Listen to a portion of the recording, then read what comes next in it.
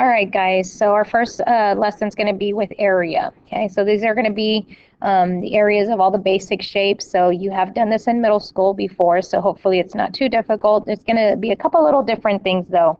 So let's move on to the next slide. First thing that I want to do is identify all the formulas, okay, which you can always have at hand. You don't have to memorize them. The first one that we'll talk about is the triangles. So the only difference about the triangles is the base and the height are going to be a little different, okay? But most of y'all know the formula. It's either 1/2 base times height, which is also the same thing as base times height divided by 2. Now the height can be a couple of different ways. So the height can be out here if you extend a side. So that can be your height. The height can also be right here. Okay, but when you change the heights, that of course changes the base. So if you're looking at this red height, from here to here would be the base. If you're looking at this height right here, then this side over here would be the base. Okay, so you can have it a lot of different ways. On this triangle to the right, a right triangle, this can be the base, and then this can be the height over here. Or you can draw in a height right here, and that can be the height, and then down here, this whole bottom side would be the base. So it can change up a little bit, okay? And you can have 3 different heights and 3 different bases. Just depends on which way you're going, okay? So there's lots of different ways. Now, one thing that you notice that I did with all the base and the height is that the base must be perpendicular to the height, okay? So different ways to have the base, different ways to have the height, and yeah, can just represent them a lot of different ways. Let's go to these next 2 figures. These next 2 figures are going to be heights. In fact, there's a special height right there. That one's the rhombus. So you have to remember that a rhombus is a height. Okay, so this is our rhombus. The formula here for the kites are diagonal 1 times diagonal 2 divided by 2, or 1/2 times diagonal 1 times diagonal 2. This is a little difficult to write.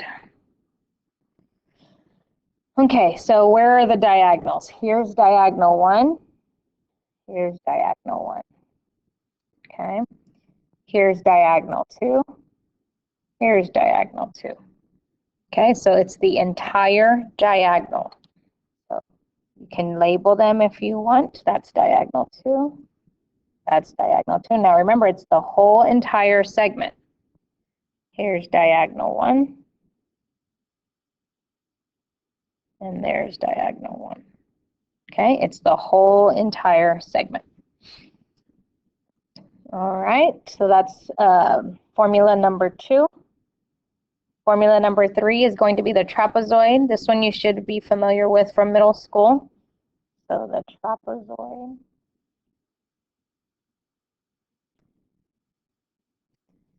So we're going to call this one, well, let me write down your formula. Your formula is 1/2 base 1 plus base 2 times the height. Okay, so we're going to represent this one as base 1, this one as base 2, and then the height has to always be perpendicular. Okay, the height always has to be perpendicular to both bases, and the bases can be interchangeable. So that one you should be most familiar with from middle school. And then lastly, parallelograms.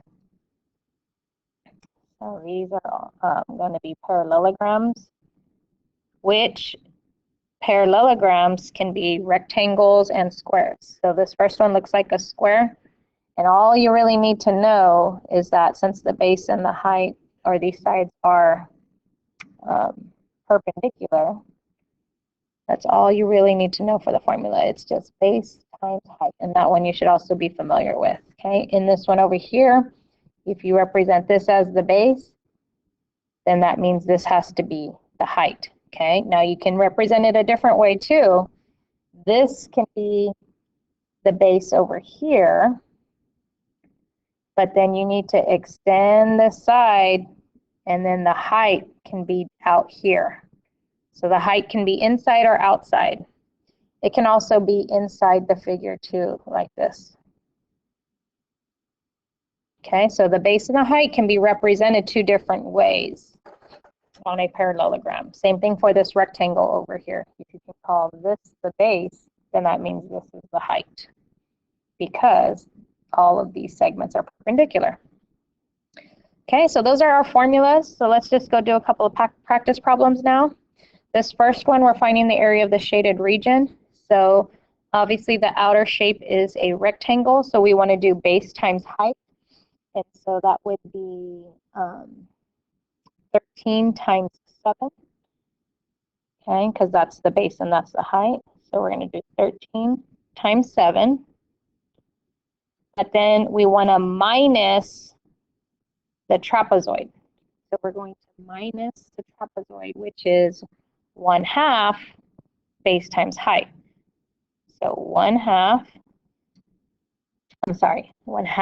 base 1 plus base 2 times the height. So base 1 plus base 2 is 19 times the height would be 7. Okay.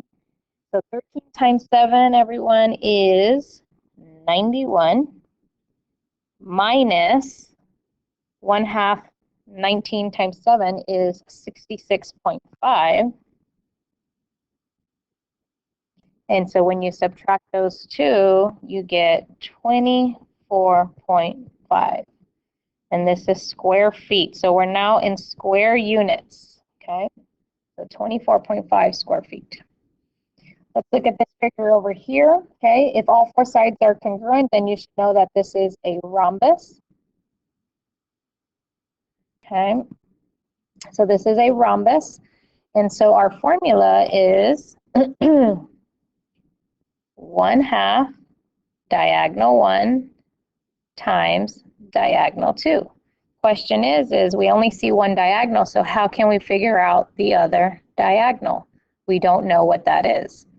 But you got to recall your properties of a rhombus in order to figure out this other diagonal. So you should know that these are all perpendicular.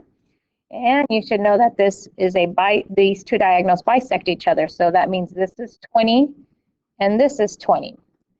So when we do Pythagorean theorem to figure out this piece right here, we just have to double it to get the whole entire diagonal.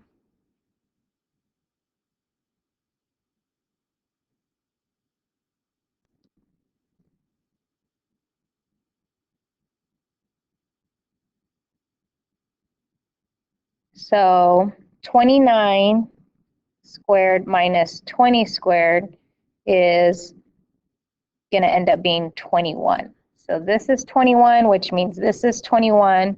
So our two diagonals are 40 and 42. 40 and 42. So 1/2 times 40 times 42 is, let me get the calculator.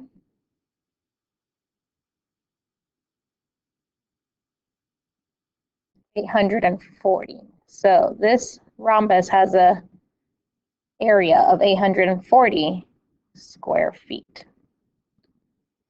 Okay, one more practice problem. Okay, a little bit of algebra. So if we're finding the area of this rectangle, we're going to just do length or base times width, also known as length times width. Okay, so x plus 2 times x plus 5 is algebra. And that all we're going to do here is do the FOIL method. So x times x is x squared. X times 5 and 2 times x is 7x. And lastly, 2 times 5 is 10. So we're going to represent the area in this polynomial form. So x squared plus 7x plus 10 is our area. Okay?